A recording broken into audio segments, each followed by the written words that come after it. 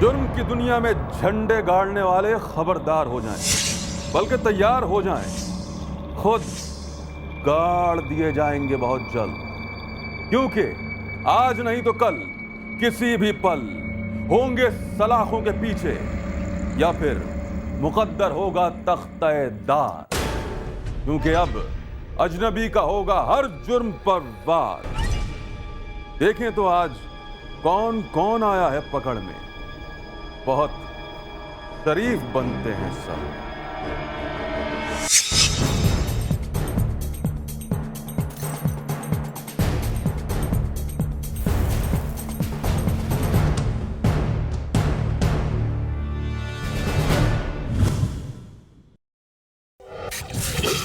बच्चे आपस में लड़ाई झगड़ा करते हैं और फिर मिल जाते हैं।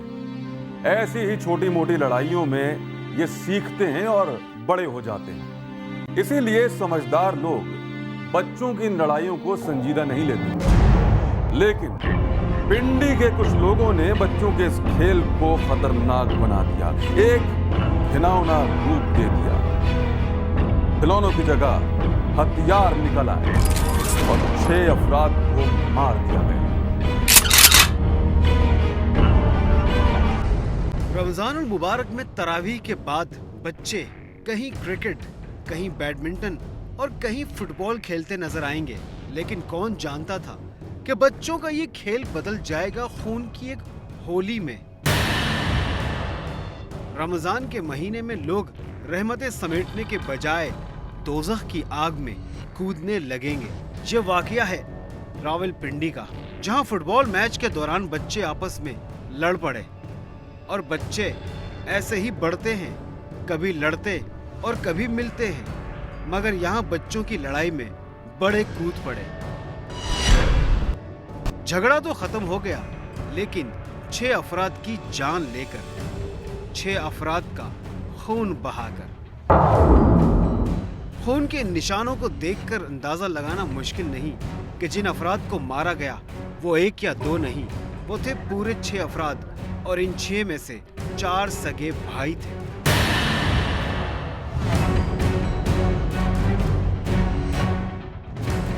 जब बड़ों की लड़ाई शुरू हुई तो मोहल्ले के समझदार लोगों ने सुलह सफाई के लिए जिरगा बुला लिया। दूसरे बंदे से जिनका झगड़ा था ना, ये भतीजे मेरे घर में थे, वो उसने बुलाया कि भाई हमारा राजीनामा कराओ, ताकि दोनों फरीकैन इस बैठक में बैठकर आपस के गिले शिकवे दूर कर लें। और फिर दौरान जिरगा तू मैं शुरू हो गई। जिसने ये सुलह करवाई थी उसने वार्निंग दे दी कि इस तरह काम नहीं चलेगा। तो मेरा बड़े से छोटा भतीजा परवेज नाम है, उसका क्या अल्लाह का वास्ता भाई आपने अपने घर जाओ। जो फरीकैन आए थे उन्हें भी शायद इस तरह काम नहीं करना था, वो तो मरने मारने के लिए आए थे। बताया ये गया है कि जिरगे की शक्ल में ये जो मकतूलीन है ये आए थे, लेकिन बस वो आगे तैश में आके उन्होंने मार दिया। तैश क्या लें, या जिरगा कामयाब नहीं हुआ। हथियार निकल आए और असलहे ने शुरू कर दी आग उगलना।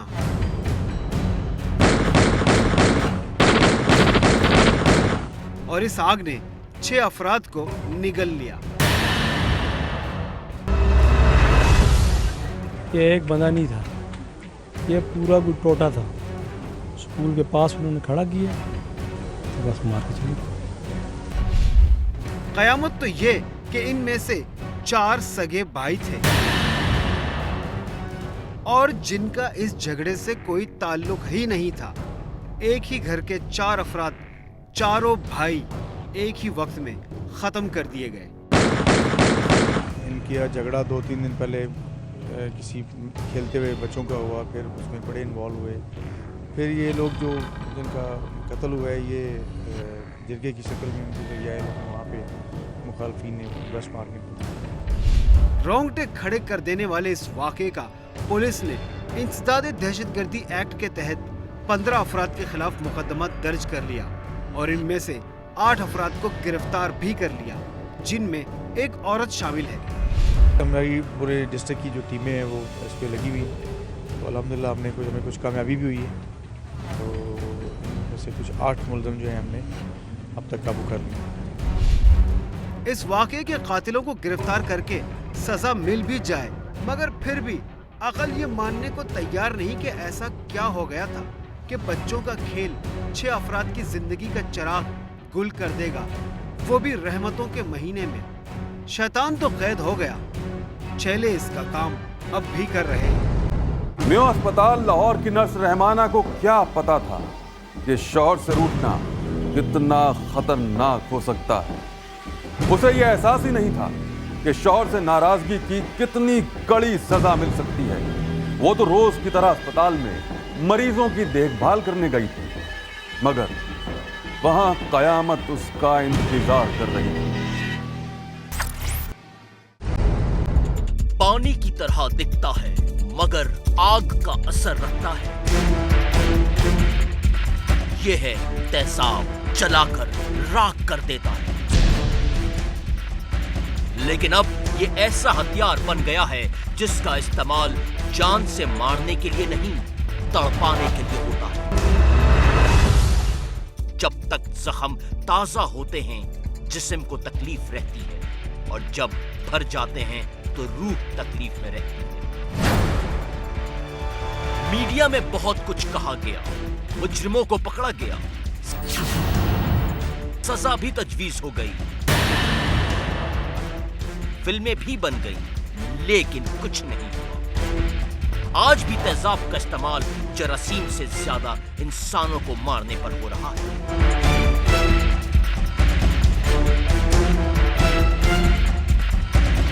लाहौर में एक बार फिर यह हमला हो गया। इस बार भी यह हमला एक मर्द ने एक औरत पर किया, और वो भी अस्पताल में, लाहौर के मियो अस्पताल में। शिकार हुई है मरीजों की देखभाल करने वाली एक नर्स।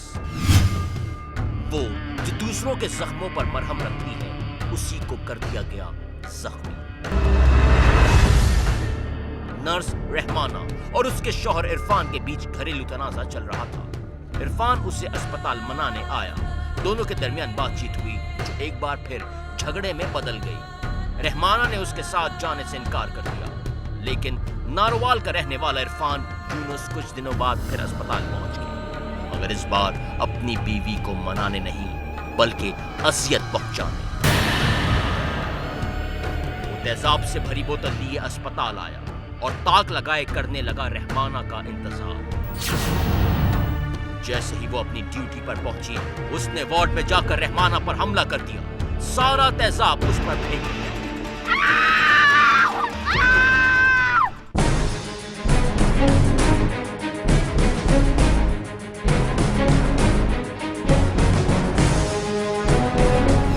इंतकाम में अंधे इरफान ने यह तक ना देखा कि हमले के वक्त बहुत से लोग आसपास मौजूद थे। रहमाना बुरी तरह झुलस गई। उसके अलावा साथ खड़े बाकी 4 अफराद भी तेजाब से मुतासिर हुए। रहमाना को ऑपरेशन थिएटर में मुंतकिल कर दिया गया। उसकी हालत तशवीशनाक है। इरफान वहां से भाग ना सका और गिरफ्तार हो गया। इरफान नाम एक आदमी है, ये नारोवाल का रहती है। तो वो इधर आज हॉस्पिटल है एमरजेंसी में, उनमें ये तेजाब टैंक है, इसमें 3 जो नर्स स्टाफ है वो जख्मी हुई है। एक आया और एक वार्ड बॉय जो है वो जख्मी है। वो अभी पेशेंट थिएटर में 4-5 बंदे जो हैं। देखिए जरा इस सफाक इंसान की ढिठाई। इतना खतरनाक जुर्म करने के बाद भी इरफान नादिम नहीं, उसका गुस्सा अभी भी नहीं उतरा। सरकार फांसी दे देगी, मैनू कोई परवाह नहीं, जाओ। जी हाँ, तेजाब फेंकने की कड़ी सजा, उम्र कैद का खौफ भी उसे ये घिनौना जुर्म करने से रोक नहीं पाया। खुदा जब किसी चीज का मालिक बनाता है तो जिम्मेदारी भी देता है, मगर बहुत कम लोग ऐसे होते हैं जिन्हें ये याद रहता है कि उनकी ये हैसियत खुदा ही की देन है। वो दौलत की रेल पेल में सब कुछ भूल जाते हैं, ताकत के नशे में खुद को खुदा समझने लगते हैं। मुल्तान के नवाही इलाके टब्बा सुल्तान में यह है एक निहारी रेस्टोरेंट। ये निहारी की वजह से मशहूर हो या ना हो, मगर एक और वजह शोहरत अलबत्ता इसकी बन चुकी है, जहां लोगों के कान सलामत नहीं रहते। जी हां, इस रेस्टोरेंट में हो गया है एक करीह वाकया। एक शख्स ने दूसरे शख्स का कान काट डाला। यह है वो फर्द जिसके साथ ये जुल्म हुआ। रिजवान, जो इसी रेस्टोरेंट में मुलाजिम था, ईद के दिनों में इसने घर जाने के लिए छुट्टी मांगी, जिसे रेस्टोरेंट के मालिक मिर्जा कदीर ने मना कर दिया। मगर रिजवान ने इसरार किया। ईद पे दिन लगाए हैं 3, सोए नहीं है, रात सोए हैं। उसने कहा भी आपने आना 12 बजे, ये कह रहे हैं आप आओ 3 बजे रात के। हमने कहा हमारे से काम नहीं होता। हमारे मैनेजर ने कहा तुमने नहीं आना काम पे, मैं छुट्टी करके जा रहा हूँ। हमने कहा थी हमारी छुट्टी है। और ये बात मिर्जा कदीर के भांजे को पसंद ना आई। फिर क्या था, पास पड़ी हुई छुरी इसने उठाई और रिजवान पर हमला कर दिया। मगर रेस्टोरेंट में मौजूद कुछ लोगों ने इसे खून खराबे से रोक लिया। वो आया पहले मुझे मारने, पहले उसने छुरियां मारी, वो नहीं लगी, बंदे ने पकड़ लिया उसे। मामला रफा दफा हो गया। रिजवान को समझ आ गई कि आइंदा छुट्टी की बात ना ही करे तो बेहतर होगा। मगर मिर्जा कदीर के भांजे ने बहुत कुछ सोच रखा था। काम खत्म करने के बाद रिजवान जब नहाने धोने ऊपर वाली मंजिल पर पहुंचा तो मिर्जा कदीर के भांजे ने एक बार फिर गोश्त काटने वाले टोके से हमला किया। और उस वक्त रिजवान के अलावा कोई और दूसरा मौजूद न था जो इसे रोकता। फिर मैं नहा रहा था, फिर आगे ऊपर वो टोका ले गया, वो टोका मार दिया। रिजवान का बायां कान काट डाला गया। जख्मी रिजवान अस्पताल पहुंचा और फिर पहुंची पुलिस। जख्मी रिजवान के वालिद का कहना है कि ऐसा पहली बार नहीं हुआ। इससे पहले भी रिजवान को तशद्दुद का निशाना बनाया जाता रहा है, मगर इस बार तो हद ही हो गई। पहले भी करते थे, मैंने इनको कहा है, ये सामने खड़े इनसे पूछें, कई बार इन्होंने मारा है। और मैं हूँ, मैं लड़का फिर वापस चाहे मैं जो कुछ भी हूँ ना, मैं उसकी मुकदमा कराऊंगा। पुलिस ने अस्पताल में कार्रवाई करने के बाद रेस्टोरेंट के मालिक मिर्जा कदीर को कर लिया गिरफ्तार, मगर असल मुल्जिम इसका भांजा हाथ न आया।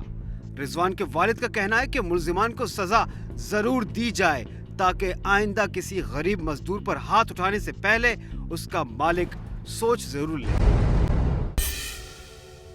एक ब्रेक के बाद अजनबी वापस आएगा, क्योंकि कोई ना कोई कहीं ना कहीं कोई ना कोई जुर्म कर रहा है।